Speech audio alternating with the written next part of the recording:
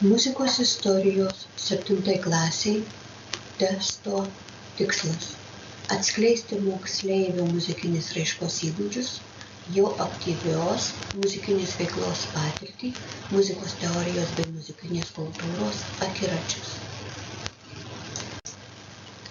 Testo uždaviniai – pažymėti pateiktai užduočiai tinkamas sąvokas, pažymėti teisingą atsakymą pasirinktame laukelyje pagal temas: A. Šiuolaikinės muzikos kryptys, B. Instrumentai ir jų grupės, C. Pasaulio muzikinės kultūros. Pirmoji užduotis.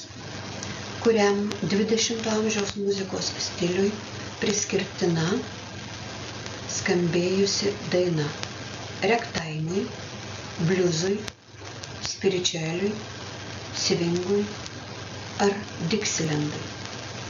Pažymėkite teisingą atsakymą.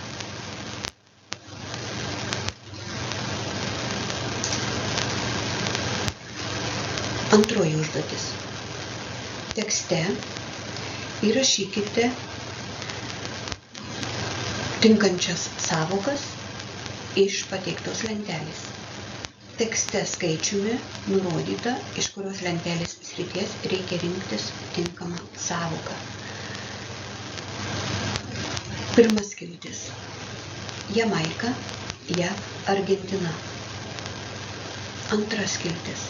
Pradžia, vidurys, pabaiga. Trečia skiltis.